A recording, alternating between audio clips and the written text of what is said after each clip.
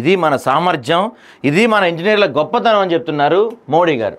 నిజంగా సలాం కొట్టాలి, మనం సెల్యూట్ చేయాలి. ఒకప్పుడు మనకి ఈ కాశ్మీర్ అంటే, జమ్మూ కాశ్మీర్ అంటే మనకు గుర్తొచ్చేవి అక్కడ మన పౌరులే మన మిలిటరీ వాళ్ళపైన రాళ్ళు వేసి కొట్టుకోవటం, అక్కడ మన ఎప్పుడు చంపుకోవటం, టెర్రర్ అటాకులు, ఇవే మనకి వినిపించేవి కాశ్మీర్ ప్రాంతాలు ఎక్కడైనా, జమ్మూలో కావచ్చు, కాశ్మీర్లో కావచ్చు.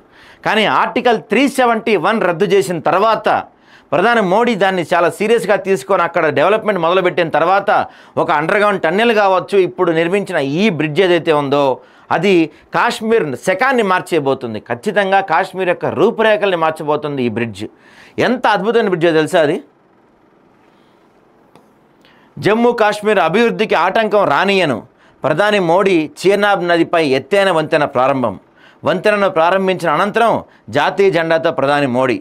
ప్రపంచంలో అత్యంత ఎత్తైన చీనాబ్ వంతెనపై వందే భారత్ రైలు పరుగులు తీస్తుంది. చూడండి, ఈ ప్రాంతంలో ఒకప్పుడు మామూలుగా ఇండియా జెండా ఎగరవేయాలంటేనే భయపడేవాళ్ళు, ఎందుకంటే అంత భయంకరంగా అటాక్స్ జరిగేవి ఆ ప్రాంతంలో. త్రివర్ణ పతాకం ఎగరేయాలంటే అక్కడ వణుకు పుట్టేది మన వాళ్ళకి ఒకప్పుడు. కానీ ఇప్పుడు ఆ ప్రాంతంలో ఒక్కడే ఒంటరిగా తొడగొట్టి నిలబడి త్రివర్ణ పతాకం భుజానేసుకొని నడుస్తున్నాడు. చూసారా? నిజంగా సెల్యూట్ చేయాలి మనం నరేంద్ర మోడీ గారికి. ఈ విషయంలో మాత్రం